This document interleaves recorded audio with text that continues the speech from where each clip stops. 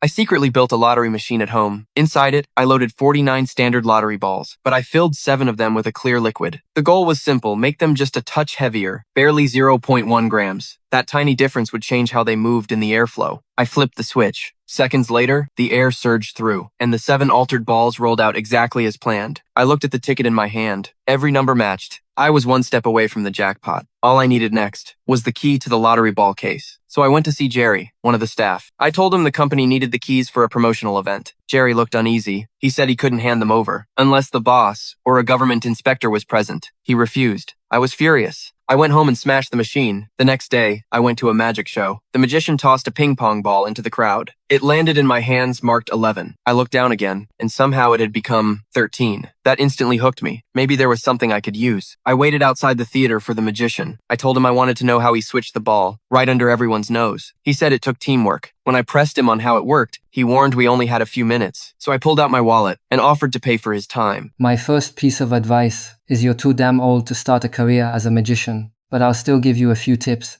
The first thing you need to understand is that in any trick, your team's role is always the same. They keep the whole audience distracted while you pull off the move. Alright, let me ask you something. Last night, when you were watching the ping pong ball trick, were you looking at the fishbowl? Or were you looking at my stunning assistant in that tight blue dress?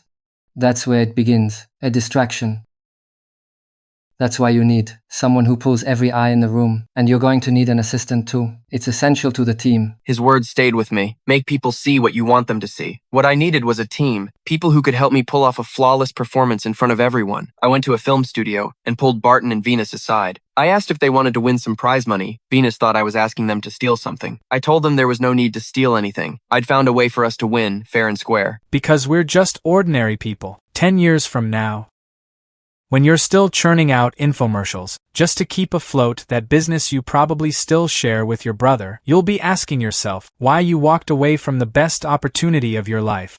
Barton and Venus exchanged a look, then nodded. They were my first 2 team members, but I still lacked the most important person, someone who could stand at center stage and keep all eyes locked on them. The host, Ellie. Ellie was a single mom fighting for custody of her son. I found her outside of school. She said she had to rush to an event, so I offered her a ride home. And once we got there, I finally laid out my plan. Do you want to make 5 million pesos?